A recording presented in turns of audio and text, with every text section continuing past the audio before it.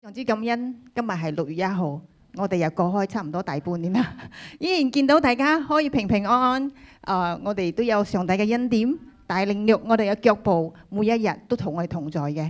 感謝主我哋都係非常之感恩，我哋依然咁樣可以有生命氣息嘅嚟到神嘅殿中，再次嚟敬拜我哋嘅上帝。我哋將過去我哋一切，無論我哋順境或者係面對困難嘅，我哋相信我哋嘅恩典係大過困難嘅。阿們嘛，阿們，我哋感謝主，我哋就將我哋呢個榮耀歸俾我哋嘅主。我哋依家嚟一齊準備我哋心，我哋嚟敬拜我哋神，我哋將最好嘅獻俾我哋神，獻上感恩嘅。我哋將有敬拜嘅時間交俾我哋敬拜團。感謝主。感謝主，感謝主，上帝讓我哋喺一齊。感謝主，當我哋仲係罪人嘅時候，上帝係救贖咗我哋嘅。弟兄姊妹平安，再次歡迎弟兄姊妹嚟到返上帝嘅家中，我哋一齊可以嚟敬拜神。感謝主，今日我哋攞一個經文，我哋祝福大家嗬。呢個呢啲經文就喺詩篇121篇7節8節，耶和華保護你免受一切的災害，他要保護你的性命，你出你入，耶和華要保護你，從今時直到永遠。阿們，感謝主，感謝主。我哋時間今年都係過得好快，半年差唔多就要過晒啦。感謝主，依然我哋喺呢度都可以見到大家，見到我哋所愛嘅家人。阿們嘛，感謝主，呢個係上帝嘅恩典喺我哋當中啊！感謝主，將有祝福俾大家。可以唔可以同隔離旁邊嘅人，上帝保護你直到永遠。感謝主我哋好開心嘅，希望日日都可以見到大家，個個禮拜都可以見到大家。感謝主OK， 接落嚟呢，我哋係嚟收一個奉獻，我哋嚟睇一睇奉獻嘅經文啦。喺馬太福音19章30節，然而有許多在前的，將要在後；在後的，將要在前。我唔知道大家仲記唔得上2個星期有一位蘇牧師所分享嘅經文。呢個經文提醒着我哋喺神嘅角度當中，無論我哋侍奉、我哋工作都好，冇分前後嘅。喺神嘅角度當中，我哋係冇分前後，更加我哋都係有上帝嘅恩典，俾我哋有生命氣息，做每一件事。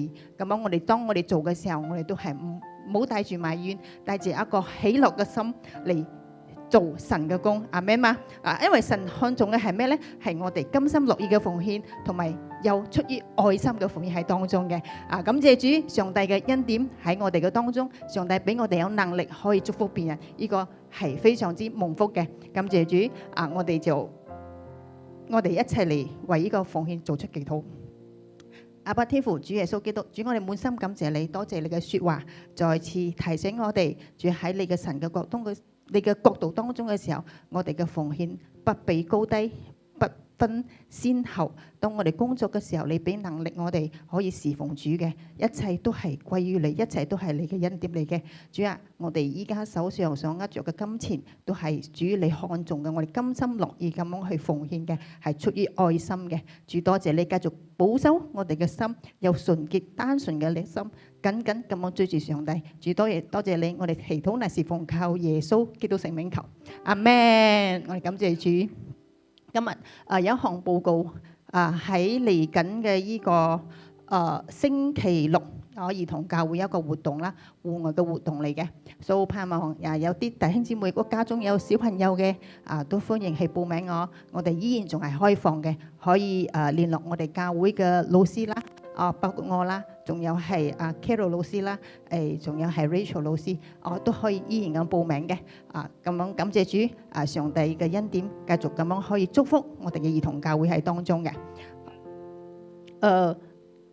仲有一項報告咧，就係唔知大家嚟嘅時候有冇見到副堂有擺攤就係賣嘅書嘅。咁樣一位牧師咧喺坐緊樓下嘅梁牧師梁寶峰牧師，係呢個非常之恩高嘅，係專係做呢個輔導輔導感情呢啲導師嚟嘅。咁樣佢出咗好多書，咁樣我簡單啲，我係帶開好多書嚟。呢度有4本我介紹㗎啦。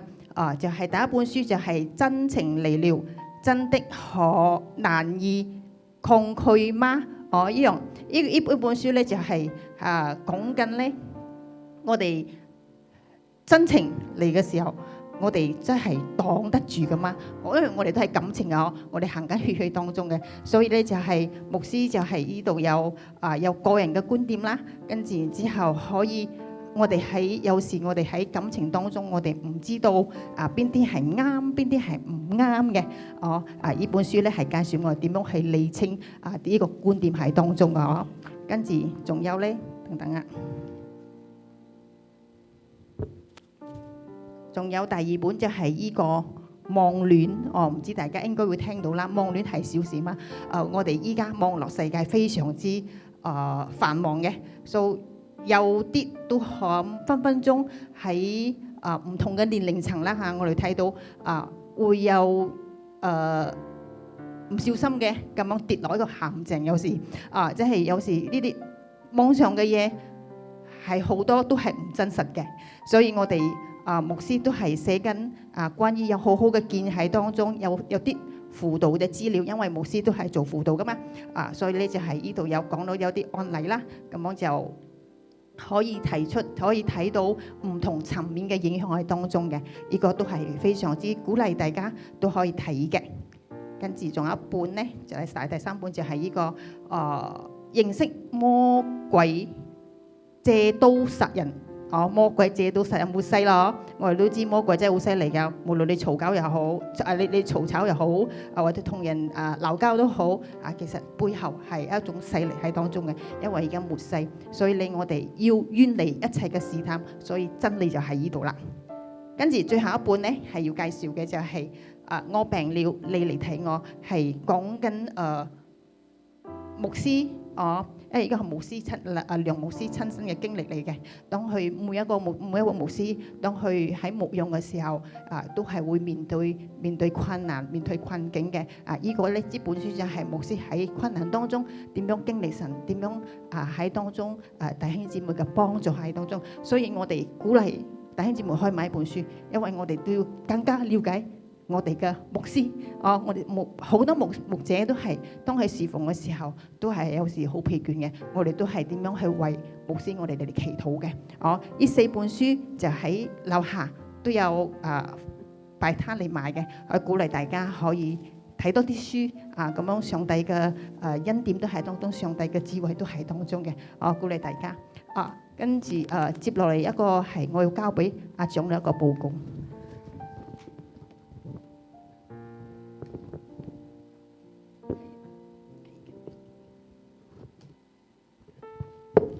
李欣姊妹好犀利，即係短短嘅時間，佢睇咗4本書咗啦。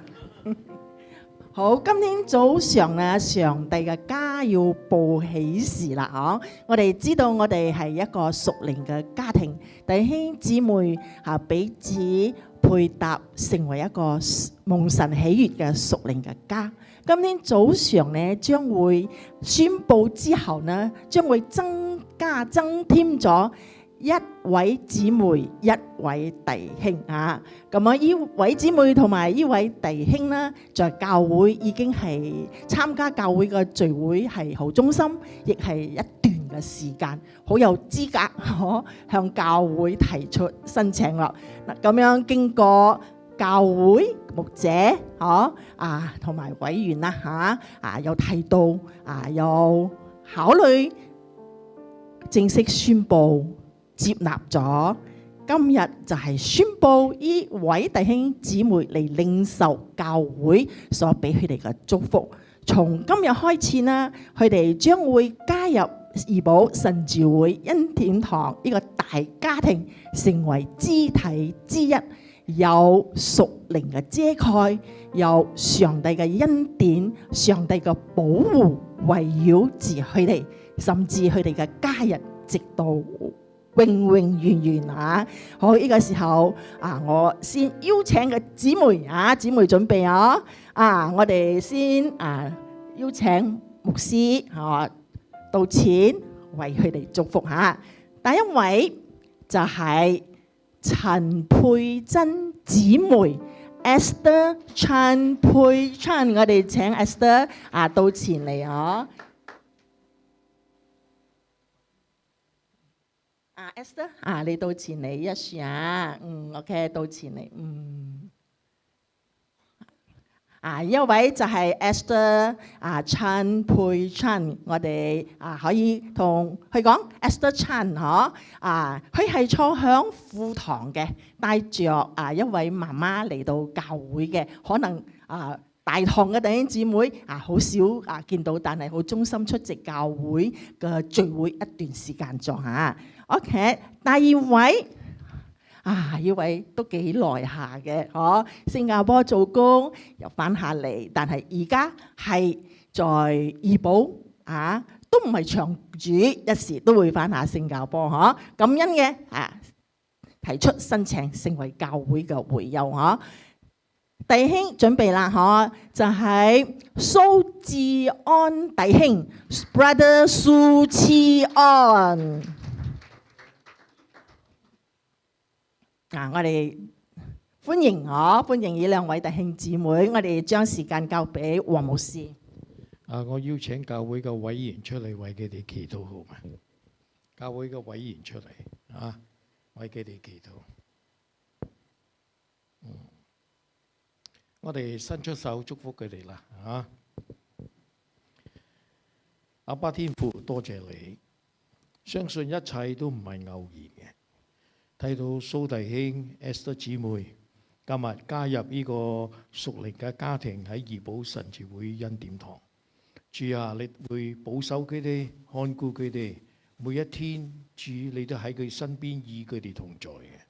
主你恩典足夠佢哋用，使佢哋嘅靈命可以經歷你更多，喺佢哋嘅信仰裏邊嗰度經歷上帝嘅真實，佢哋嘅信心嘅誠懇嘅心。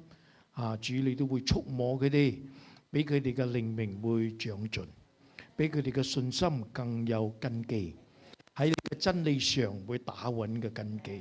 主我哋多謝你，俾保守佢哋，賜佢哋身體健康，俾佢哋同我哋呢度一家人一齊開開心心侍奉你。主我哋多謝你，將佢哋交託喺你嘅手，祝福佢哋，奉耶穌基督聖名我哋禱告。阿們，教會委員可以同佢哋握手，代表教會歡迎佢哋。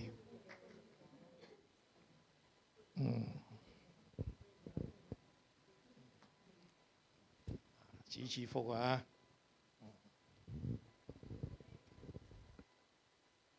謝主，我哋再將榮耀歸俾主感謝主。今日我哋都係一樣非常之開心今日好多喜事咁樣咁啊見到一個點解特別講完周志強牧師咁樣，周志強牧師非常之恩高佢係依家係自由傳道牧師啦，跟住有佢而家就做緊有啲係有某啲教會嘅依個顧問牧師so 就佢亦都係一個非常有恩賜嘅，就係呢個專培訓領袖嘅呢位職場上嘅領袖培訓嘅牧師。我有非常之感恩嘅，其實牧師其實你嘅説話都好重要，因為佢曾經有培訓啦，喺我哋教會都有我哋教會嘅弟兄姊妹都接受佢嘅培訓。咁我記得牧師曾經講過喺職場上我哋點樣創造我哋嘅價值。牧師我轉工到依家，我一直用緊呢樣嘢，點樣創造我價值。非常之感謝主，今日再次見到牧師喺我哋當中，我哋洗耳恭聽將呢個時間交俾牧師周志強牧師。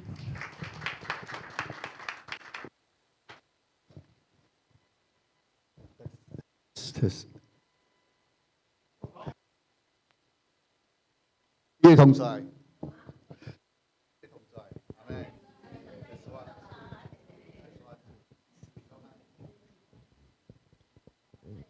Testing 1 2。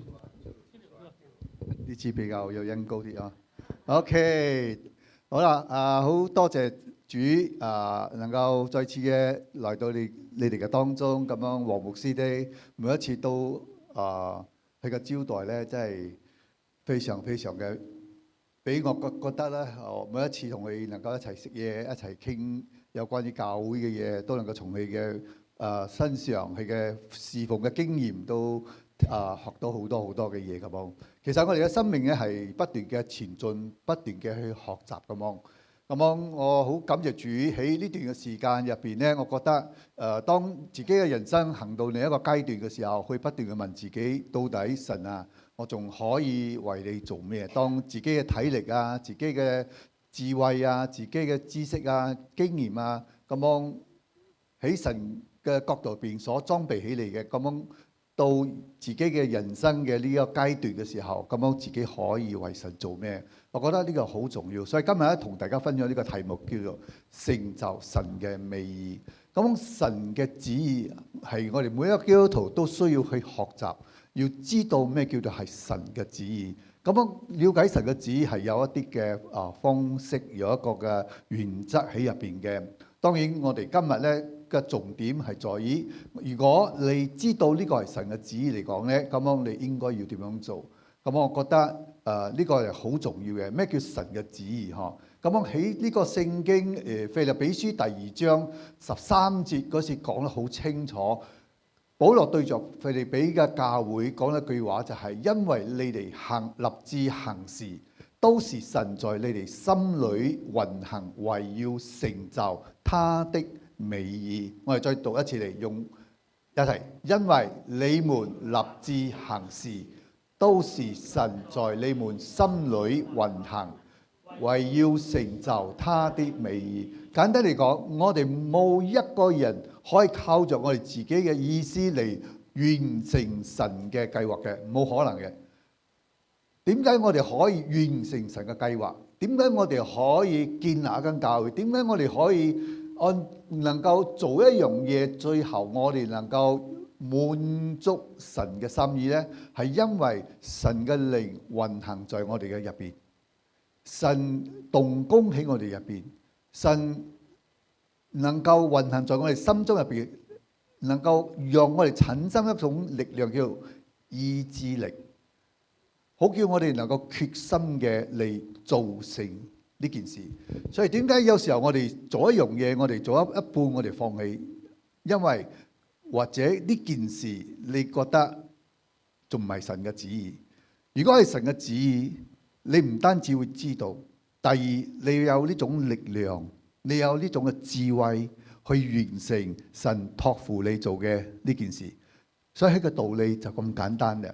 所以當我哋做好多嘢嘅時候，我哋不斷嘅去考察神啊，呢個係咪你嘅旨意？如果係，你一定會俾我力量，有個決心，你一定會俾我智慧，去更加嘅洞察明白神你點解要我做，嗰個目的邊事，嗰個意義邊事。當我能夠從嗰個過程入邊更加了解神嘅旨意嘅時候呢，咁樣我就能夠全力以赴起嘅事啦。所以好多時候呢個就係導致我哋成長同埋呢能夠喺屬靈上更加嘅突破嘅一個嘅好最主要嘅因素嚟嘅。所以簡單講，一個基督徒讀聖經唔一定佢靈性會越嚟越好嘅，一個基督徒喺嗰時祈禱唔一定靈性會好嘅，一個基督徒嚟教堂好多次或者有忠心嚟教會，都唔一定你嘅屬靈嘅生命係會成長嘅。真正生命靈性嘅成長嗰個秘訣係喺你係咪行喺神嘅旨意入邊？呢個係最重要嘅。所以每個基督徒都需要明白神嘅旨意，每一個基督徒都應該要入到神嘅旨意入邊。呢個就係你真正生命成長嘅一個好重要嘅因素嚟嘅。如果一個基督徒佢嚟到教會，佢不斷嘅上好多課，但係佢唔明白神嘅旨意，呢個唔係叫成長。一個基督徒嘅成長係去明白神嘅心意。真誠嘅講，阿們。所以發覺聖經有好多被神使用嘅人，佢哋都清楚神嘅心意，佢哋都知道，所以佢哋願意為神嘅旨意，佢哋傾，佢哋將佢整個嘅心就放喺入邊啦。咁樣佢哋係滿足神嘅心意，所以佢哋能夠成為一群合神心意嘅基督徒。阿們。所以我覺得呢個係咁簡單啫，明白神嘅旨意啦。所以點解我哋係能夠做成完成神嘅計劃，係因為佢冇放棄，神冇放棄揀選我哋，神冇放棄喺我哋心中動工，神冇放棄繼續嘅推動我哋，好叫我哋有決心完成呢個事情為止啦。咁我哋要從一個人嘅身上，就係叫做尼希米啦。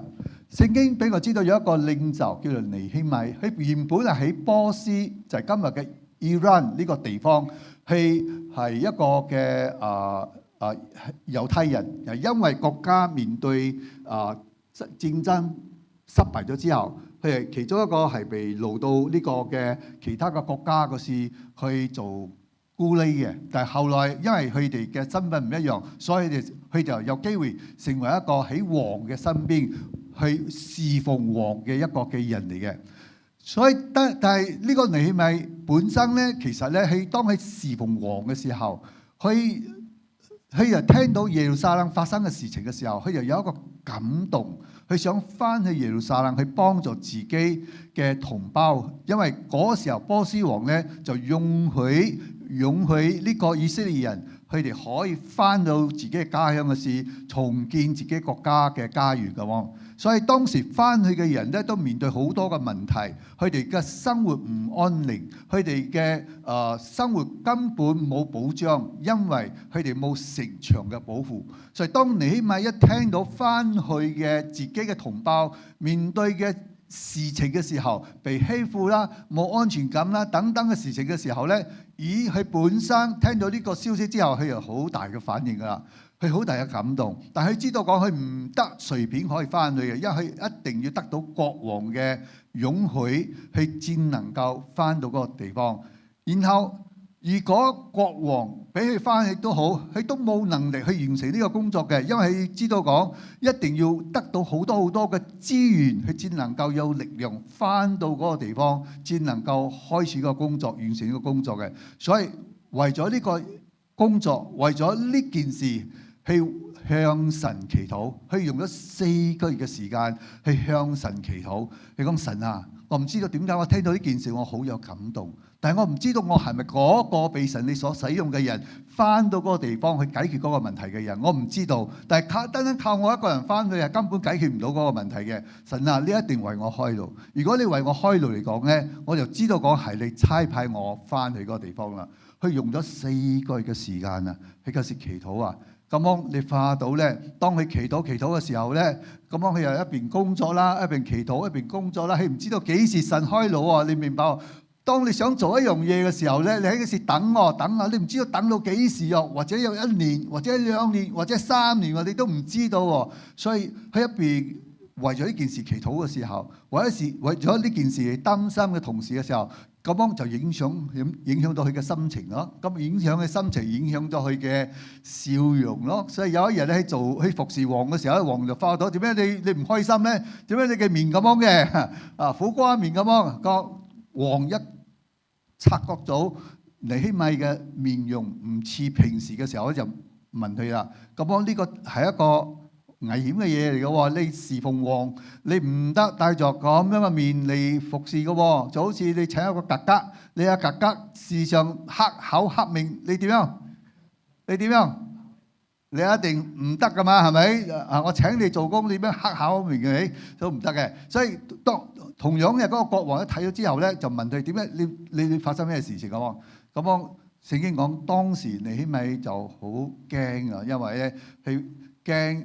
因為呢個答案，萬一王唔高興嚟講咧，甚至佢會失去呢個工作㗎，或者佢嘅命都會凍過水嘅。所以喺嗰個情況之下，佢心中去祈禱神啊！如果呢個係咪時候咧？係咪你用呢件事發生，讓我能夠俾王知道到底發生咩事情咧？佢就憑着信心咁樣講出嚟啦。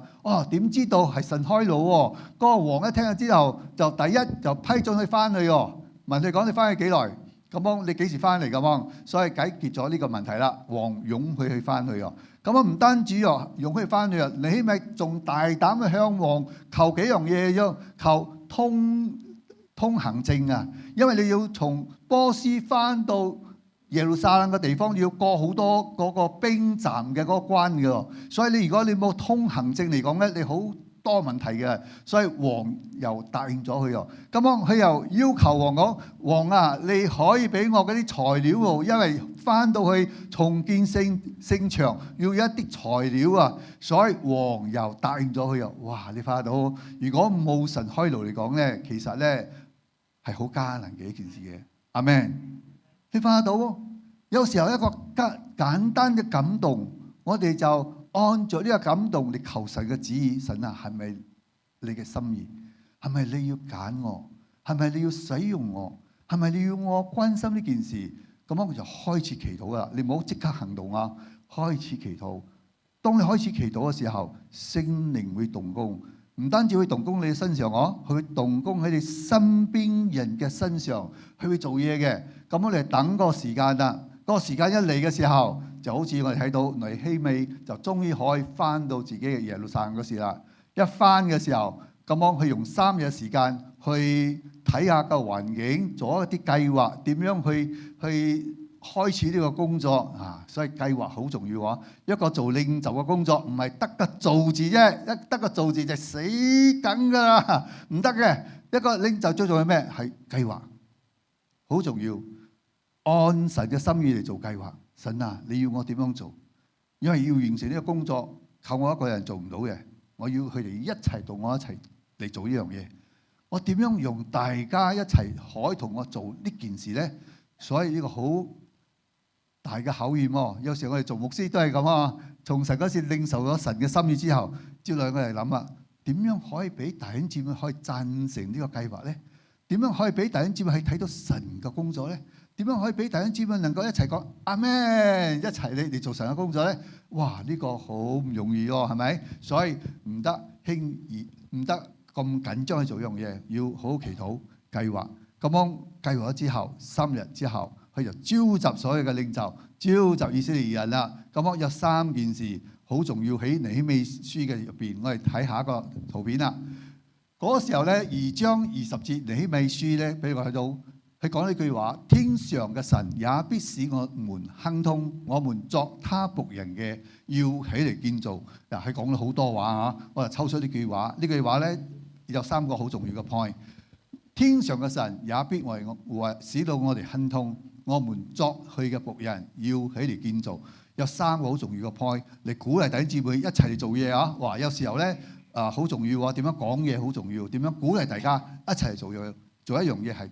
有3個，第一，佢提醒弟兄姊妹講：而家你哋企邊時，你要企喺神嗰邊，或者你要企喺你自己嗰邊。神做嘢啦，你企喺邊一邊？係，所以第一方面係尼希米去挑戰大家，我哋一定要企喺神嗰邊。點解？因為咧我翻唔到嚟嘅，但係王容許我翻嚟。第二，王俾我通行證。第3，王都俾我材料啦。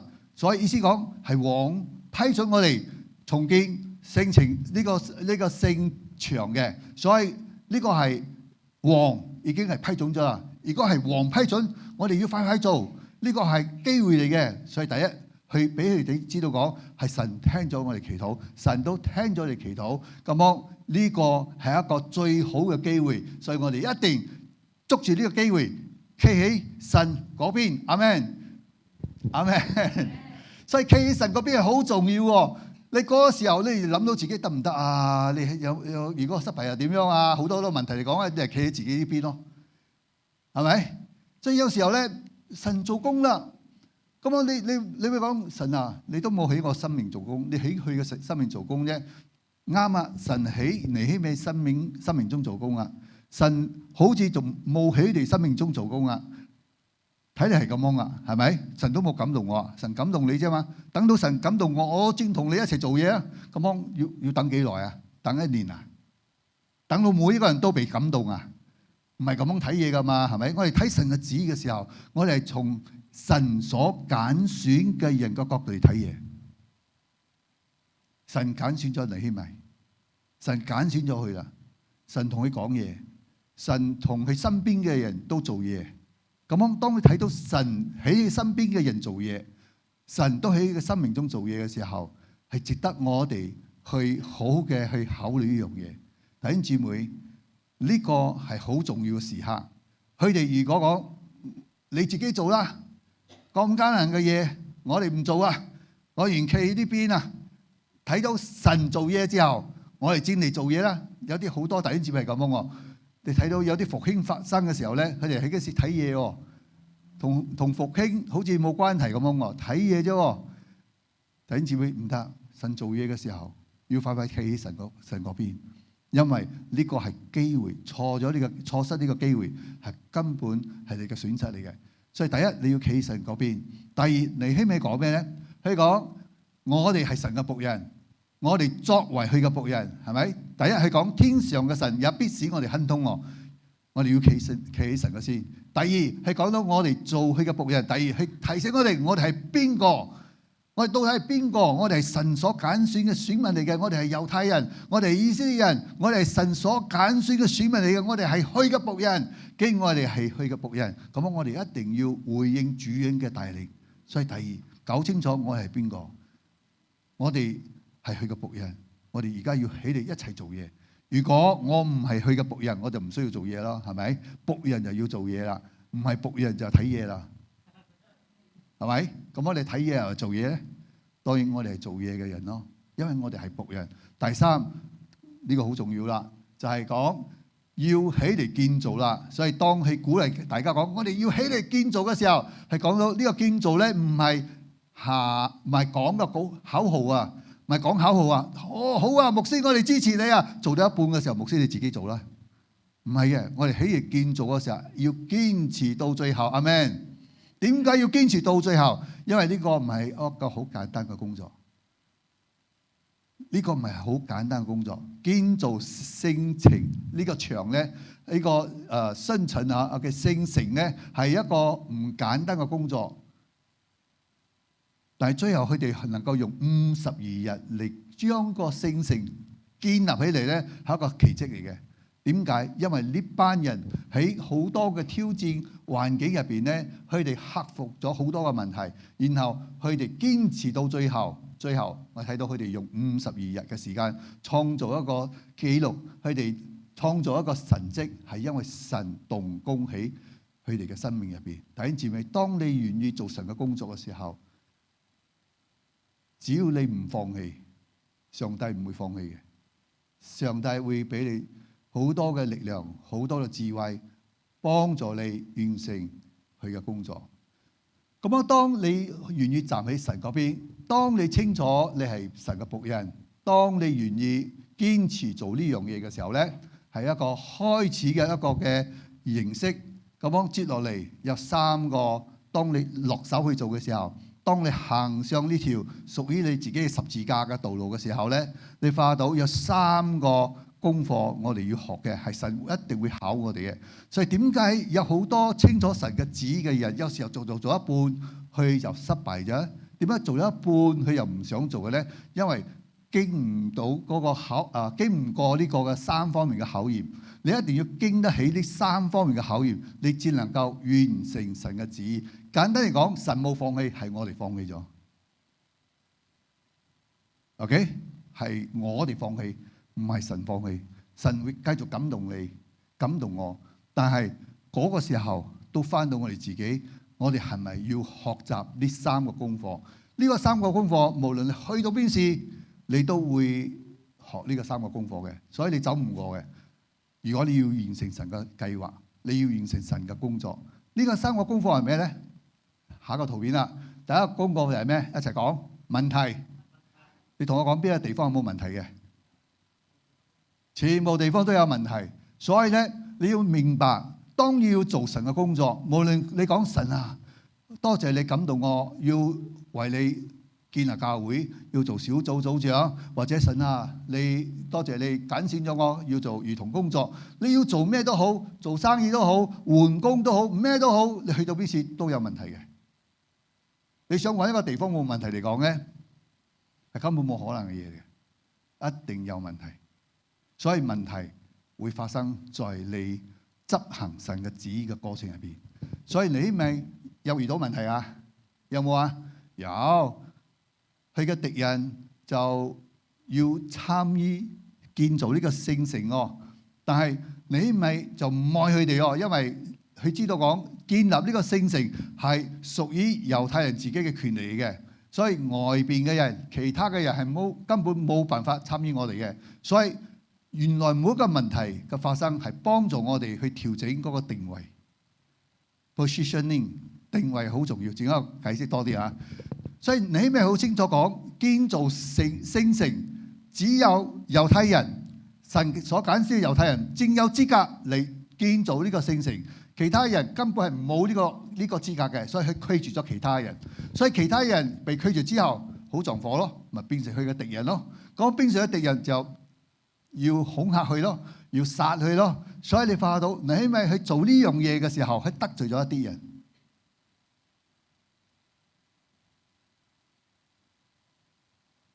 所以當我哋要做神嘅工作，認真去做嘅時候咧，嗰個定位一好清楚嘅時候咧，一定會得罪一啲人。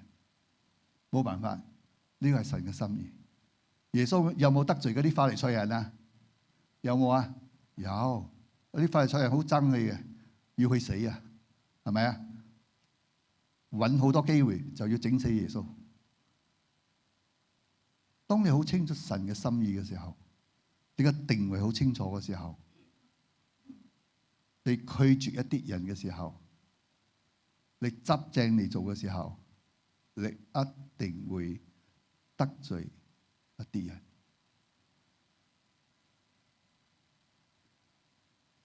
所以嗰個時候，你好矛盾。你講：哎呀，冇相干啦，或者身邊人都同你講：咩你咁做，俾佢哋啦，俾佢哋啦。哇！你嘅心好似唔知點樣好，你好執正喎，你好清楚個定位喎，所以你咪去面對第一個挑戰係來自問題，係因為佢好清楚個定位。如果冇定位，就唔會得罪人啦，咩都可以。但係有定位，就會得罪咗人啦。所以就係因為咁嘅緣故，你化到呢個係咪？佢要執行神嘅心意，佢要解決嘅問題。佢嘅問題甚至敵人笑佢啊！哎呀，你冇可能成功噶啦！你做嘅聖牆咧都會好快冧落嚟噶啦！啊，狐狸上去都會冧落嚟。意思講，係佢哋嗰時藐視、譏笑尼希米同埋一班同佢做嘢嘅人，佢哋敵人嘗試去消化、散播一啲消極嘅消息俾嗰啲猶太人。俾佢哋根本冇心機去做神嘅工作，所以呢個第一方面你要解決嘅係問題。第二個係咩咧？當要做神嘅工作嘅時候，你要堅持去行落去，你要面對係人事嘅關係嘅問題。嗱，第一個係事情嘅問題，第二係人事。哇，呢個最複雜㗎啦，人事啊！有時候反對你嘅人就係你嘅家人。有時候反對你嘅人係你嘅另一半，有時候反對你嘅人或者係你嘅兒女，因為反對嘅係同你一齊成長好好嘅朋友，你冇諗到佢會反對你。喺咁嘅情況之下，你會解決嗰個人事嘅問題。所以，但係神點解要我哋面對人事嘅問題咧？因為要增強我哋嘅智慧，要增加我哋智慧點樣去處理人事嘅關係嘅嘢。人事好複雜嘅。但係需要好多智慧，所以有啲人咧，佢喺人事嘅關係入邊咧，佢就能夠學到嚟講咧，係會增加好多智慧，因為係有一啲原則去處理人事嘅問題嘅。所以我發到尼希米去面對嘅人事問題係咩？面對外邊有敵人攻擊佢，去面對內部弟兄姊妹嗰啲猶太人自己欺負自己嘅嘢喎，嗰個事發生嗰啲。有錢嘅人就欺負嗰啲冇錢嘅人咯，咁樣向佢哋收嗰啲唔應該收嘅一啲嘅就變成就好似有錢嘅人咧，嗰啲冇錢嘅人還唔到嚟講咧，就用佢嘅仔女嚟幫佢做工咁嘅嘢啫。所以有好多嘅唔公義嘅嘢發生喺佢哋內部嘅社會入邊。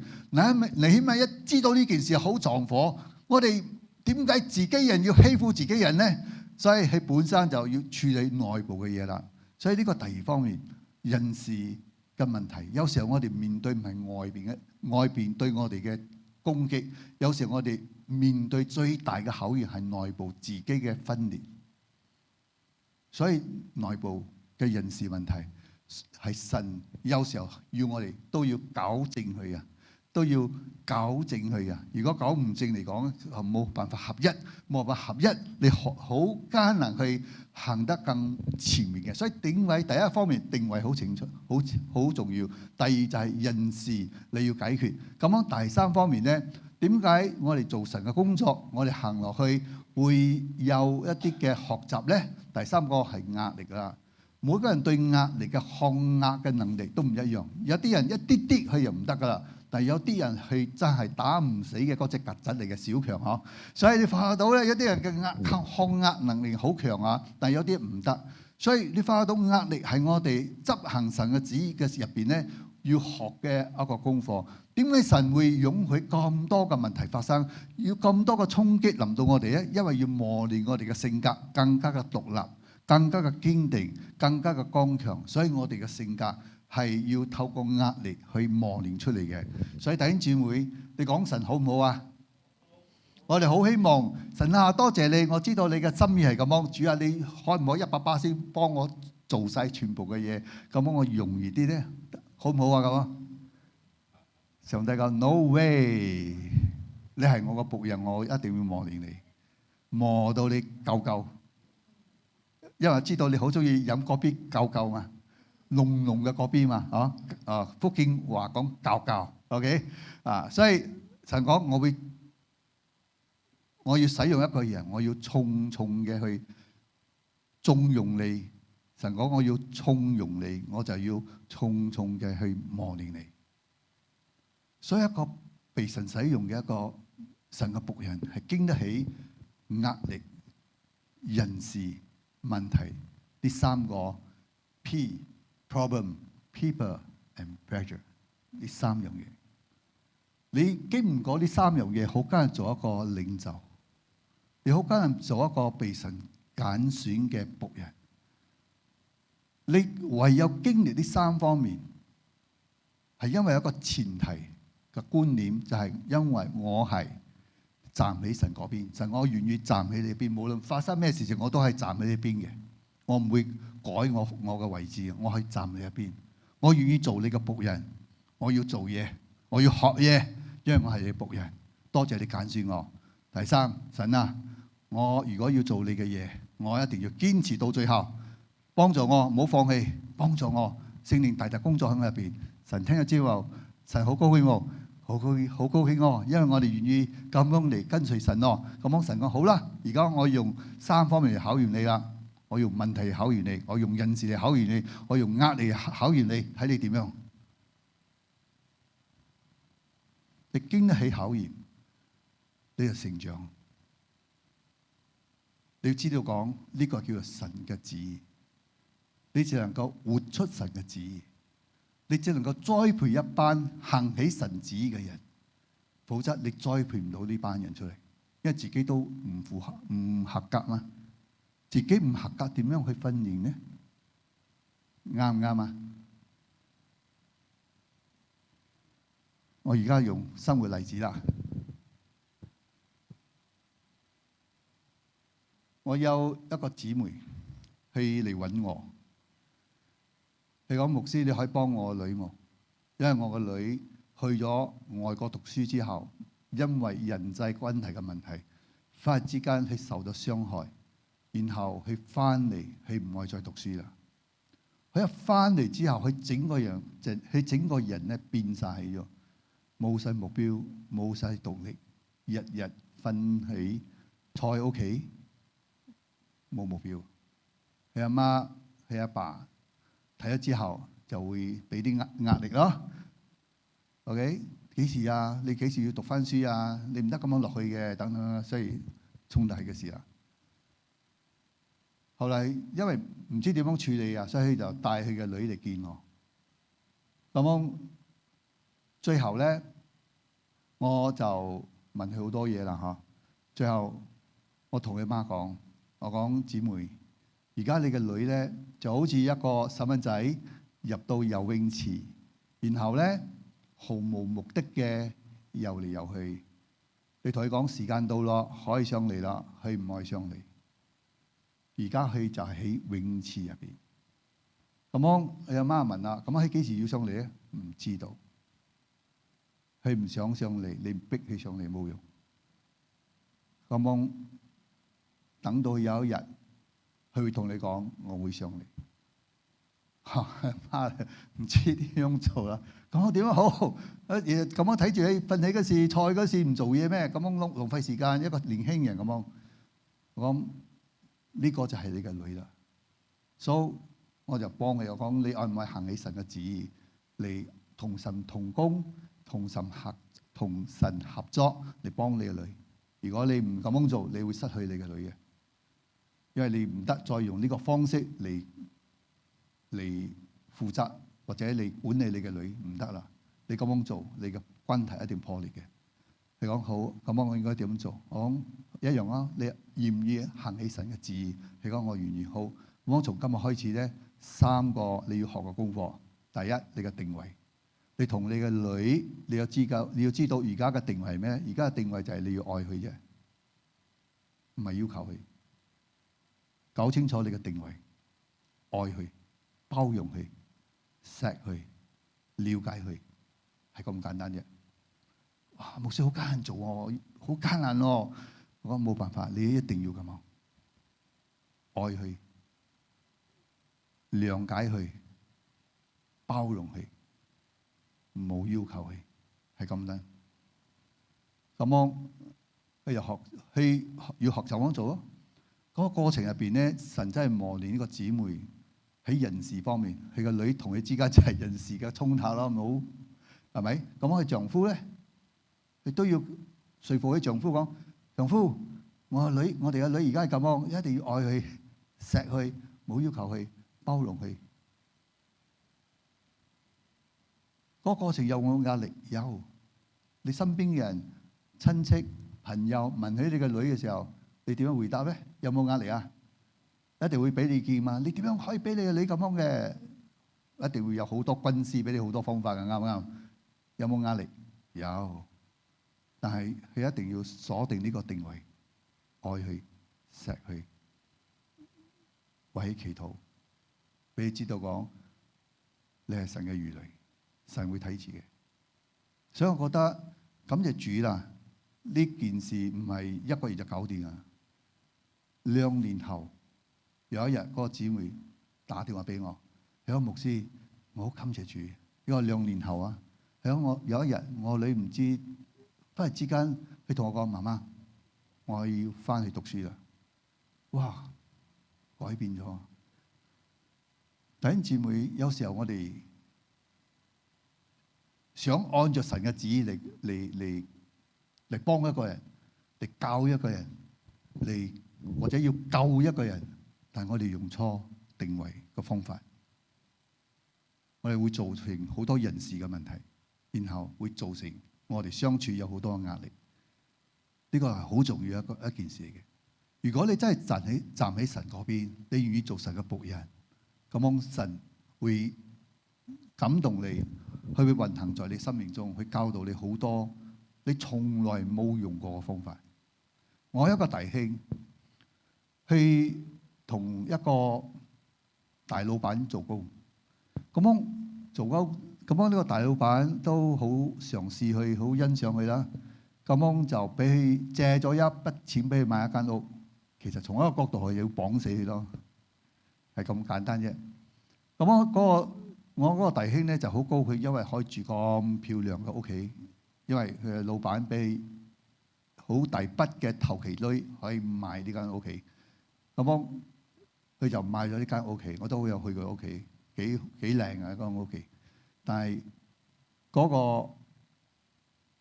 佢當佢同佢嘅老闆做一個過程入邊咧，就發生冇幾耐就發生事情㗎啦。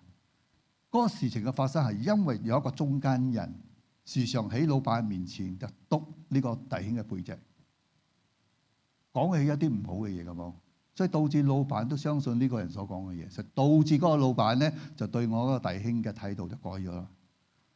所以喺工作上遇到好多嘅唔如意嘅事情發生。嗰個時候，當我接觸呢個弟兄嘅時候，佢真係六神無主啊！佢唔知要點樣做，佢整個方向迷糊咗。佢想繼續做落去，佢又覺得得唔到老闆嘅信任，想離開，佢又唔知道係咪咁樣啱嘅時候就離開，所以處喺個十字路口。當我聽佢分析之後，我同佢講：你可以做兩件事。第一件事，第一，願意好好嘅將你嘅工作做好嘅同時，我講你開始為你新嘅路嚟祈禱，你為新嘅路祈禱。我講有時候我哋願意行喺神嘅旨意，因為佢嘅心好想有一日去成功之後，佢能夠為神嘅國做一啲嘢嘅，呢個係佢嘅心嚟嘅，佢嘅單純嘅心。但係佢就好似好多嘅基督徒好想為神做嘢，但係遇到好多唔如意嘅事情發生，明白？唔講呢句話，好似又冇嘢發生。一講呢句話，神啊，我願意為你做嘢嘅時候，就好多嘢發生咁。爛咗佢之後，所以佢覺得點解我要遇到㗎嘛？所以咧，嗰個督佢背脊嗰個喺老闆面前做一個嘅呢個人咧，就逼嗰個弟兄要還嗰個屋企嘅頭期嘅嗰筆錢啊！意思講，老闆借俾你嘅錢，你一定要快快還。佢根本冇錢還嘅要，佢事實上好似面對阿窿追佢咁啊！所以佢覺得好煩，咁樣逼到佢自己啱啱有一間屋喺吉隆坡個屋，係要賣好耐都賣唔到嘅啫。但係好感謝主，就係啱啱嗰個時候咧就賣得到嘅間屋啊。OK， 但係賣得到都好，都有個手續嘛。但係點樣都好咧，佢喺個過程入邊好煩嘅啫。一方面又爭佢老闆嘅錢，另一方面佢老闆又對佢態度又冇咩好嘅喎，就對好多個提防。有好多個福利，佢都得唔到嘅幫。咁啊，同個時間咧，佢就要揾新嘅工作，就係好感謝主陪佢行一段路嘅時候，為佢祈禱嘅時候，佢慢慢就揾到一個神俾佢嘅清楚嘅定位啦。呢個定位就係我相信，如果我想為神做一樣嘢嚟講，神一定會喺我生命中安排一個貴人，一個貴人嚟幫我嘅。我講係嘅，一定神會幫你安排呢個人，就好似尼希米係一個王嚟幫佢咁樣，呢個王就係個貴人嚟咁。我講一定會嘅。如果唔係呢個老闆，就係另一個老闆噶啦。我講你開始去等呢個機會，一有呢個機會，一有人欣賞你嘅時候，你又試下去接觸，然後去 interview。咁就神佢就接觸到另一個人啊，真係神會為安排咗另一個上市公司嘅個老闆，又識到佢嘅幫我。咁我識到佢嘅時候咧，佢就問我牧師，可唔可以過去嗰時咧？我講如果個條件符合你嚟講，你就可以過。但係要過之前要搞清楚你同而家嘅老闆嘅嗰個關係嘅嘢。咁係神啊！當你嘅定位好清楚嘅時候，神啊，我要為你做嘢。我相信你一定會喺我生命中為我預備一個貴人嚟幫我開另一條路。但而家我面對所有發生嘅事情，嗰個人事嘅問題，嗰個壓力嘅情況，我需要好清楚我定位。呢個定位係咩？我交俾主，神你幫我，我唔愛做一啲唔啱嘅嘢，我都唔愛喺人嘅面前嚟講呢個人嘅壞話。我都唔愛喺人嘅面前去講我老闆嘅壞話，我係要做一個好簡單，神啊，我要將嘢做好，我要饒恕，我要接受新嘅一個工作，就係咁簡單啫。好感謝神喺個過程入邊，新嘅一個公司請咗佢啦，真係去另一間公司做工噶啦。所以當佢辭職得到批准去新嘅公司做工嘅時候咧，嗰個對嗰個我弟兄嗰個唔放過嗰個人咧，繼續嘅啄佢啊，叫佢還錢，叫佢還錢，叫佢還錢啊，啄到嗰個地步咧，嗰個弟兄咧日日都收到佢嘅信啊，又收到佢嘅呢個信息啊。所以有一日個牧師，我唔知點樣啊，我係咪要做一啲嘢咁樣嘅要？好激、好嬲，佢想反抗嘅要。我講冇，而家冇做。我講而家最重要係咁，你唔係爭嗰人錢，你係爭老闆嘅錢啫。我講你應該聯絡你嘅老闆。你講牧師，但係我老闆對我嘅態度已經改變咗。我冇講你聯絡嗰個老闆。感謝神，佢鼓起好大好大嘅勇氣去接觸佢以前嗰個老闆嘅時候咧，神已經做嘢咗。原來嗰個老闆咧都對佢身邊嗰個督佢背脊嗰個人已經係有啲疑心咗。所以經過佢同我嘅弟兄傾咗好多嘢之後，原來佢知道講，原來嗰個督背脊嗰個人咧做咗好多嘅嘢係老闆唔知道喎。所以我弟兄就睇到，哇！神做嘢真係好奇妙，一夜之間好似轉過嚟咁樣喎。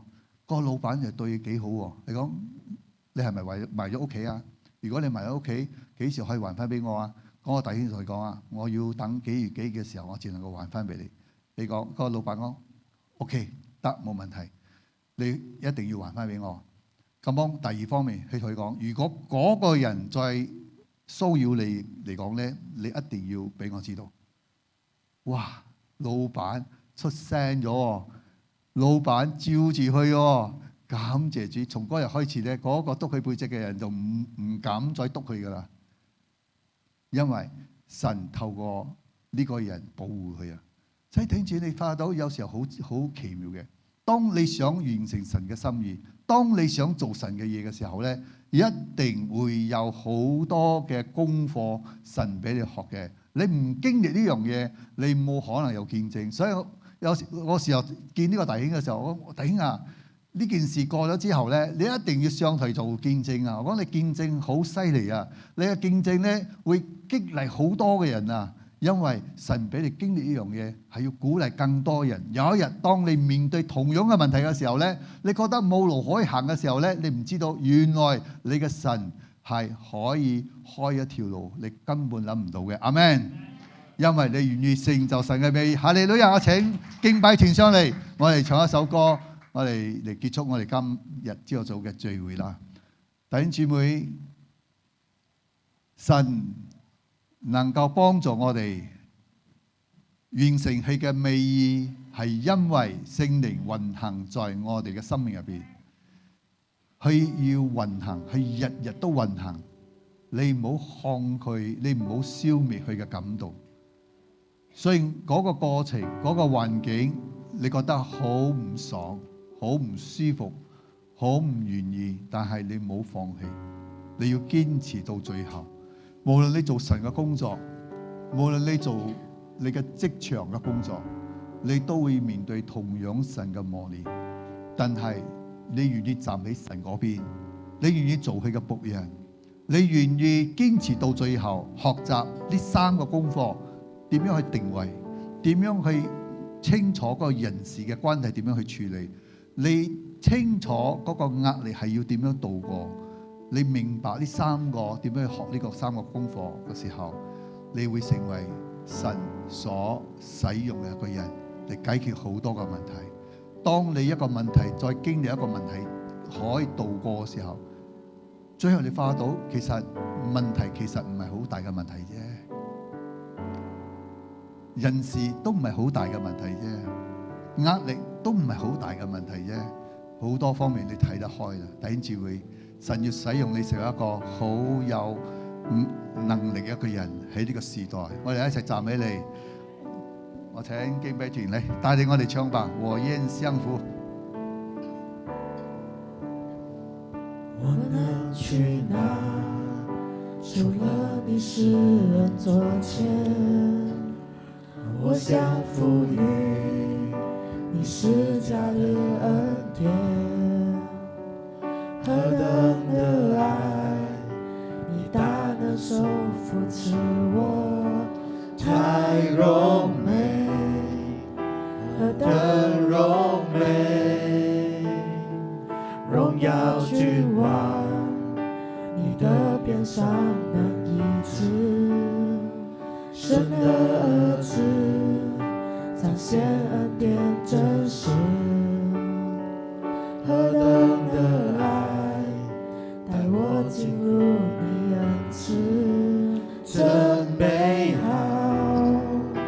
你真美好，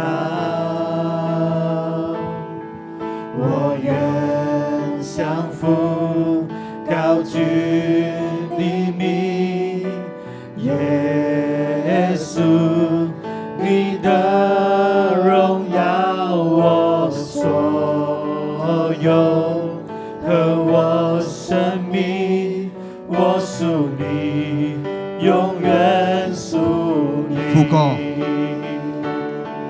我愿降服，高举你名，耶稣，你的荣耀我所有，和我生命，我屬你，永遠屬你。今日朝早，我要為大家做一個嘅祈禱，我要祝福大家。做完呢個祝福祈禱之後，如果有需要嘅弟兄姊妹，你需要牧師為你祈禱，你可以行到前面嚟，我會為你做祝福嘅祈禱。我哋一齊舉起手，我為你做咗祝福祈禱。我奉主嘅名祝福你哋，叫你哋在神俾你嘅日子入邊，能夠更加嘅剛強有智慧。無論你嘅生命會遇到咩嘅挑戰，咩嘅磨練，你能夠靠着神嘅智慧，能夠明白神嘅心意，你能夠在呢個過程入邊，能夠戰勝每一個嘅挑戰，每一個嘅壓力。我奉主嘅名，願神嘅靈大大嘅充滿你，好叫你能夠心靈時常有力量、有智慧，能夠曉得點樣去克服、戰勝每一個來自你入邊嘅聲音，來自你情緒俾你嘅困擾。我奉主嘅名斥責呢一切來自撒旦嚟嘅聲音都要離開。奉主嘅名祝福你，好叫你能夠身體健康，你嘅家庭嘅關係能夠和睦，你能夠經歷家庭嘅幸福。無論你嘅兒女、你嘅家人喺邊個地方，願神都看顧眷顧佢哋，讓佢哋人喺神嘅愛中，佢哋能夠經歷神更大嘅恩典。願主嘅能力與你同在，好叫你哋能夠在神嘅能力高幕之下，你哋有神嘅供應，有神嘅看顧，你哋冇缺乏，你哋喺神嘅同在入邊，時常有神嘅恩惠慈愛隨着你哋。主啊，我將你嘅教會交在你手中，無論係線上係實體嘅，主啊，你都高牧佢哋，讓佢哋愛你，讓佢哋能夠行走你嘅旨意，讓佢哋能夠願意渴慕被神你大大嘅使用。多謝主，我將佢哋嘅事業、佢哋嘅學業、佢哋嘅家庭、佢哋嘅幸福各方面都交在你手中。多謝主，奉耶穌基督得勝嘅名求，阿們，阿們，阿們，神祝福你。嗱，如果要牧師祈禱嘅，我哋再唱呢首詩歌嘅時候，你快快出嚟啦啊！牧師要為你祈禱，阿們。嚟，我願意主追，我願降服，高舉你名，行到前面嚟，牧師要為你祈禱。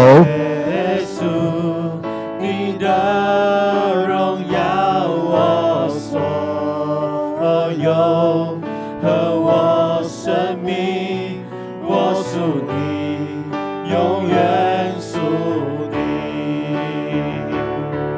我願降服，高舉你名，耶穌，你的榮耀我所有，和我生命，我屬你，永遠屬你。此時此地，願你曾經，你的榮耀就在這裡，從天堂到地極，聖靈贖回我生命，我屬你，永遠屬你。此時此地，願你升起，你的榮耀就在這裡，從天堂到已经，神你赎回我生命，我属你，永远属你。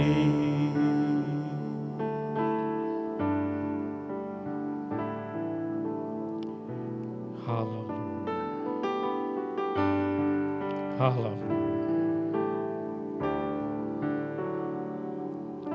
哈利路亞。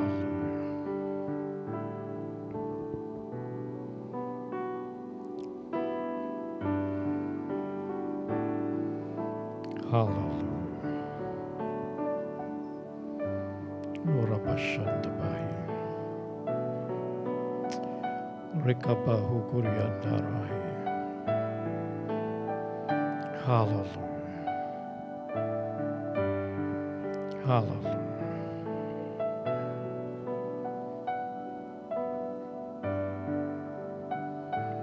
Hallelujah. Hallelujah. Karandarabaku. Rikabakuriandarahi. Shandabahe karyandarahi. Hallelujah. Hallelujah.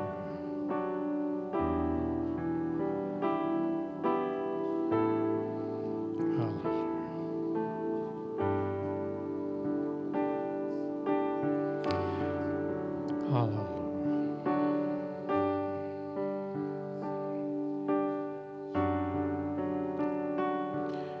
Hallelujah.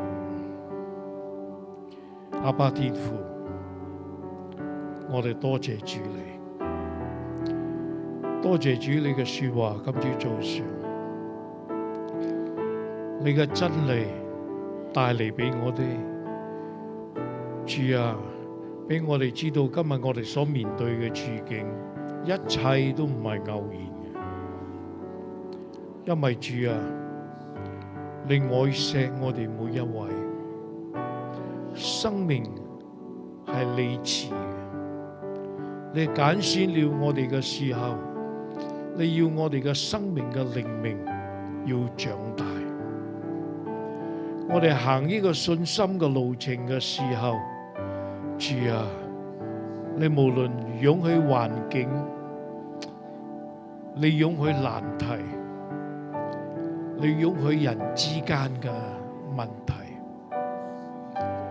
主啊，你俾我哋人生要經歷嘅壓力，一切，主啊，都在你美意之中裏面，就係你要俾我哋嘅靈命有一種經歷。俾我哋可以長進，俾我哋嘅信心可以長大。多謝主你由開始你嘅工作，你會完成你嘅工作，教導我哋全謙卑嘅心服下喺你嘅權柄之下，教導我哋嘅心要仰望你，教導我哋要捉穩住你。當我哋祈禱主你嘅旨意成就嘅時候，主啊，你嘅美意係帶嚟我哋生命最好嘅，因為你要賜俾你嘅兒女最好嘅。多謝主你，因為你會與我哋同在，你會與我哋同行，無論我哋前面嘅路係幾挑戰，思念係大，風浪更大，大主，你賜俾我哋嘅信心可以奮勇前進，你賜俾我哋從上頭嚟嘅力量，更新我哋嘅靈，更新我哋嘅思想。主啊，我哋多謝你，我哋可以命令前邊呢個難題，呢座山被移去。主啊，靠着你嘅權柄，靠着主你嘅同在，靠着主你應允嘅真理，我哋係滿有力量嘅。多謝主你，祝福你嘅兒女今日行出嚟嘅，無論站喺度有需要嘅，主你聽到我哋心靈裏邊嘅聲音，主啊，你係我哋嘅幫助。當我哋呼求呼喊嘅時候，你係我哋嘅幫助，你從上頭嚟賜嘅恩典會足夠我哋用。主，我哋多謝你，多謝你。主，你都祝福周牧師，佢要管翻吉隆坡，你俾佢路上平平安安，賜嘅恩典喺佢嘅身上，佢仍然翻到去仲有好多嘢做。主，你都俾佢有呢個魄力，俾佢有呢個精神，你嘅平安賜俾佢。多謝主你，一切交託喺你嘅手，奉耶穌基督聖名。阿們，阿們。上帝賜福你哋可以平安散會。